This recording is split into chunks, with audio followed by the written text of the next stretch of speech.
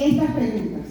A ver si alguien quisiera ayudarme. ¿Tú, Linda? Tiene que señalar ¿Cuál es la acá para primera? que cambie. ¿Te gustan las segundas oportunidades? Esa es la primera. Disculpe, Me voy a tiene ir que por señalar acá. hacia allá, Ok. por favor. Me voy a ir por acá y me puedes colaborar con la segunda. ¿Le han dado segundas oportunidades? Bien. Y voy a finalizar aquí. ¿Has dado segundas oportunidades? La respuesta a las tres es sí, pues no. ¿Seguro? Bueno, aquí está, esto tampoco funciona. No, es para acá. No, me acabas de decir que es hacia acá porque justamente ya no cambia, siempre cambia acá. No sé. Si quieres me colaboras tú y vas pasando, por favor.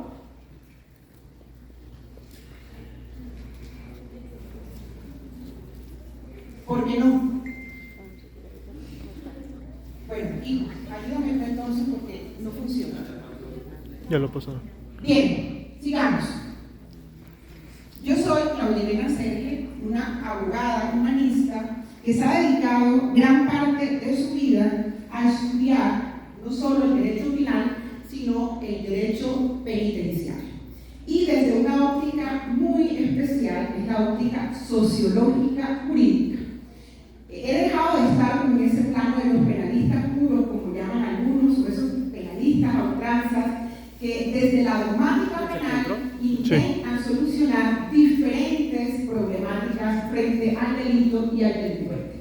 Así que en la primera oportunidad que tuve, desde que fui en algún momento de mi vida a un juez penal, comencé a mirar desde la sentencia una herramienta muy importante, no solamente, doctora, para ese proceso de continuidad y acento en la prisionalización, sino por el contrario, en la desjudicialización incluso de los conflictos. Porque se nos ha olvidado que el delito es un conflicto. Y estamos acostumbrados a ver al delito desde una conducta punible, desde la teoría del delito.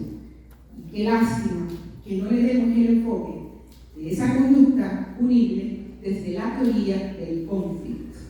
Porque entonces le aseguraríamos más campo de acción ¿a qué? A la justicia restaurativa, a la justicia transicional y a fenómenos tan importantes como la desprisionalización, descriminalización, desjudicialización, legalización, entre otras alternativas que desde la criminología damos a esa respuesta o a esa reacción social. Por eso dije, vamos a provocar reacciones sociales. Y rompamos un poquito, por supuesto ya con el permiso anticipado y con la venia de los organizadores del evento para poder cumplir el protocolo. Pero quería provocar esta reacción social, esta respuesta que nosotros normalmente venimos dando como institucionalidad o no institucionalidad al delito y al delincuente. Olvidándonos de ciertos parámetros importantes que tienen que ver aquí dentro de la conformación de una cultura jurídica, tanto interna como externa, como lo manifestaba Laura Friedman, y tiene que ver mucho con los valores como construcción social, antropológica, sociológica, jurídica, filosófica e incluso religiosa. Saluden. Y entonces observamos cómo esos valores, que son principios y premisas de carácter universal que rigen a determinada sociedad en determinado momento histórico, se componen de un asidero importante que permite desbocar en ellos no solamente nuestros sentimientos, sino nuestras percepciones, nuestras visiones, nuestras críticas frente a un sistema jurídico, a un sistema judicial, operadores jurídicos, operadores judiciales y sobre todo a todo un sistema normativo. Y yo me pregunto entonces cuál será esa cultura jurídica, en este caso externa, que es la de aquellas personas que no tienen nada que ver con el mundo del derecho, y la interna, que es la que tiene todo que ver con el mundo del derecho, o sea, la nuestra, frente a la resocialización del condenado a prisión. Y es justamente que nuestros valores sociojurídicos no están fundamentados en la positiva forma de mirar a la resocialización, sino por el contrario. No tenemos el valor de la tolerancia, del perdón, de la reconciliación, del respeto y sobre todo el valor de la empatía. Necesario este último para poder hablar de las segundas oportunidades. Por eso les preguntaba a ustedes si creían, número uno, en la segunda oportunidad. Todos decimos sí. La segunda, ¿has dado segundas oportunidades?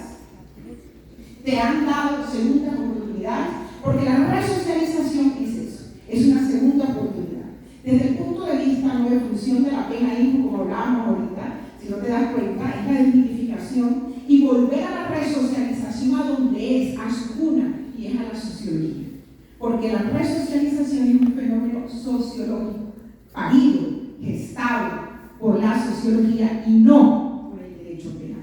Por lo tanto, es ahí donde tendremos que navegar más profundamente y más ampliamente para poder entenderla y comprenderla.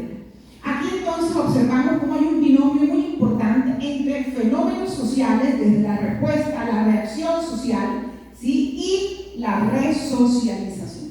Por lo tanto, la falta de promoción, la falta de interiorización de esos valores necesarios para poder dar una segunda oportunidad al privado de libertad es justamente lo que provoca que haya una debilitación de la figura de la resocialización dentro de la cultura jurídica interna y, por supuesto, externa de cualquier sociedad. Esta es la primera premisa conclusiva que puedo inmediatamente traer en la colación. Sigamos. Los valores son entendidos como esos elementos que integran, miren qué importante, elementos de integración. Por eso no podemos hablar de los procesos de reintegración social o de readaptación o de reincorporación si antes no hemos hablado de valores especialmente sociojurídicos, porque tienen esa función, ¿no? La función de reincorporar, de integrar. Entonces veamos esa primera parte muy interesante. Y tenemos también que estos principios direccionan todo un sistema normativo, no jurídico, sino normativo social. Sigamos. La siguiente.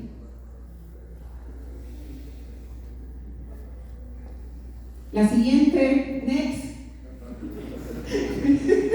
Ahí nos quedamos. Bueno, así también nos hemos quedado con la resocialización. Esperando que sigue. Lo siguiente, next, en el mismo punto y seguimos abordando lo mismo. Y me sirve este paréntesis para decirles, fíjense cómo yo he escuchado brillantes ponencias y compartires académicos entre ellos. Y me pregunto, caramba, si definitivamente el abogado es un científico social y un arquitecto de la humanidad, ¿cómo es posible que habiendo tantos buenos abogados en un solo sitio, todavía no hayamos sido capaces de irrumpir y cambiar de una forma disruptiva positiva la cultura jurídica externa, incluso frente al fenómeno de la resocialización? ¿Y es por qué? Porque hace falta socializar más esto, no solo con abogados, porque esto no debe ser con, para y por abogados, esto debe ser con políticos, comunicadores sociales, sociólogos, psicólogos, antropólogos. O sea, hay que abrir estas discusiones a la sociedad para que podamos entonces sí comenzar procesos de transformación en esa cultura jurídica externa e interna y acercarnos consiguientemente a esos procesos. Aquí entonces les decía que tres de los grandes valores sociales que trascienden en ese binomio sociojurídico para la resocialización son perdón, reconciliación y respeto. Podemos agregarle tolerancia, empatía, no solamente la cognitiva, sino también la social, y tenemos entonces esa conjugación con dos grandes valores que jurídica y políticamente han existido para el mundo del derecho, que son libertad y justicia. Sigamos. Aquí, miren lo que les dije ahorita, nos hemos preocupado tanto por ver el delito desde la teoría del delito, si la conducta es típica, antijurídica y culpable. Pero Víctor Hugo se nos ha olvidado pensar que la conducta punible, antes de ser punible, es una conducta humana. Y como conducta humana hay que mirarla y desarrollarla desde la conflictividad. ¿Por qué? Porque la conducta punible es sencillamente un conflicto. Y siempre que miramos a la conducta punible como conflicto y no como una tríada perfecta en 1, 2, 3 que da un resultado de punibilidad, es cuando entendemos el porqué de la justicia restaurativa, de la justicia transicional y de otras figuras, incluso como estamos viendo hoy día, la justicia justicia terapéutica. Por ejemplo, sigamos. A mí me gusta cuando se quedan porque entonces yo tengo espacio de dos paréntesis. Ante la debilidad, la oportunidad, ¿cierto? Y eso es la resocialización. Ante la debilidad del delito, la oportunidad de la resocialización. Sigamos. Entonces les decía que la única manera como tendríamos nosotros de poder hablar acerca de reacciones sociales como esas respuestas positivas o negativas, en este caso ya sabemos que son negativas, frente al fenómeno delincuencial desde la política criminal, desde la psicología, desde la sociología o cualquier otra ciencia humana que se dedique justamente a esto, podemos entonces notar cómo esas reacciones sociales pueden ir cambiando porque los valores humanos son dinámicos, no son estáticos. Pueden cambiar en determinado momento histórico y en determinado espacio. Y a eso hay que apuntar, a que cambiemos esos valores sociales para que nuestras reacciones sociales sean distintas. Y así, ese binomio de reacción social, resocialización, ¿sí? Limitado, neutralizado, filtrado por los valores sociojurídicos, nos van a dar un resultado muy diferente frente a la cultura jurídica externa e interna de la resocialización del privado a libertad. Sigamos. Y entonces, para mis estudiantes que me están aquí escuchando, espero que sí, y para ustedes también, Confucio nos decía algo bien interesante. Ustedes saben que estos pensadores y filósofos orientales tenían su base en el sistema de las virtudes, ¿sí? En el sistema de las virtudes, y por eso me gusta tanto, me siento muy como identificada con ellos, y justamente él decía que quien conocía y sabía lo que era justicia y no la aplicaba era un cobarde. Para mí, next, quien conoce la justicia y sabe a qué sabe la justicia y no la aplica, es un hipócrita.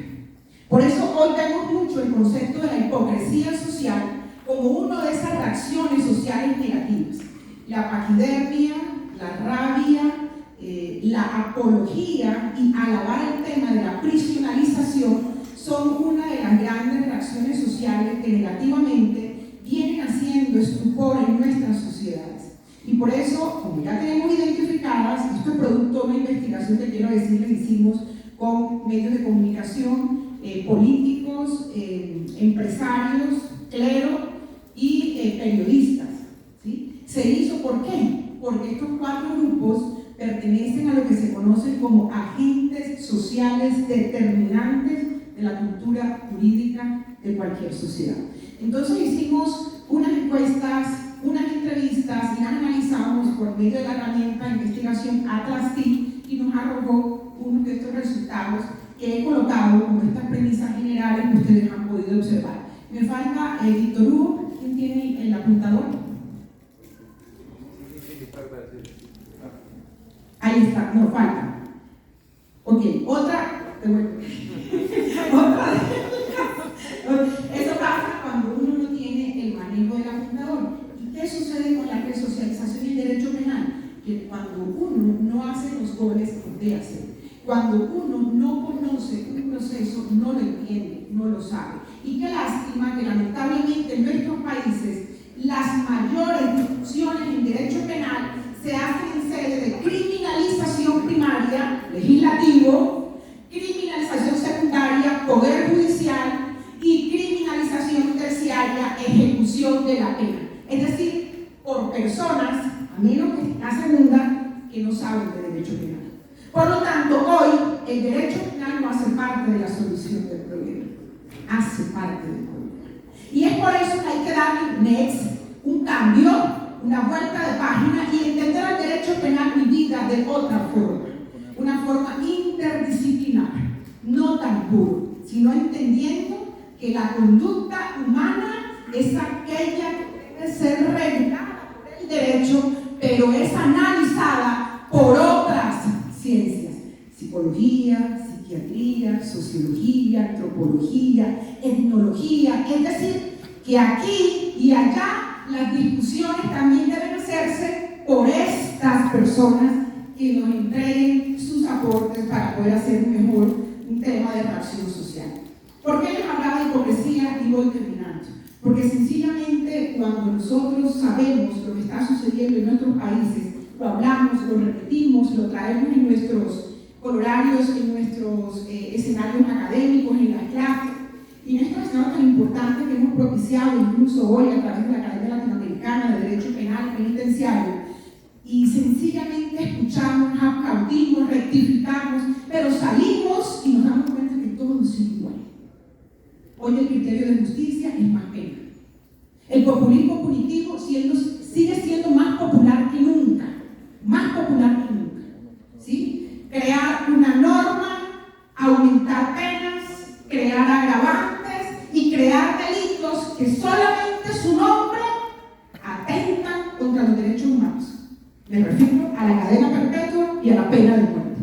Y cuando en un país que se habla y se declara Estado social de derecho constitucional, comenzamos a tener discusiones frente a estas figuras que atentan contra los derechos humanos, se crea una ambivalencia no solamente jurídica, sino una ambivalencia social. Y por eso el populismo punitivo hay que derrotarlo. Y se derrota ¿dónde, compadres? No solamente en los escenarios académicos, sino en las urnas. Porque populismo punitivo es una estafa social. Es la herramienta electoral que las personas que desean justamente llegar al poder quieren, desde el derecho penal, solucionar los problemas sociales. Lo que curiosamente todos sabemos que no es cierto. Así que como ya sonó la primera campanada, pero ya yo sabía que llevaba 15 minutos porque tengo aquí el tema y voy terminando, sencillamente quiero decirles que les agradezco mucho la atención desplegada, este compartir que acabo de hacer con ustedes. Quiero que se lo lleven en su mente y en su corazón. Y quiero invitarlos el próximo año, no a continuar el cuarto, que eso será después y lo develará nuestro querido presidente, pero sí quiero invitarles a la ciudad de Santa Marta, en Colombia, donde realizaremos el segundo Congreso Iberoamericano de Derecho Penitenciario y Derechos Humanos. Y ahí continuaremos con otra parte de esta ponencia que tiene que ver con los derechos penitenciarios desde la educación en encierro. Muchas gracias.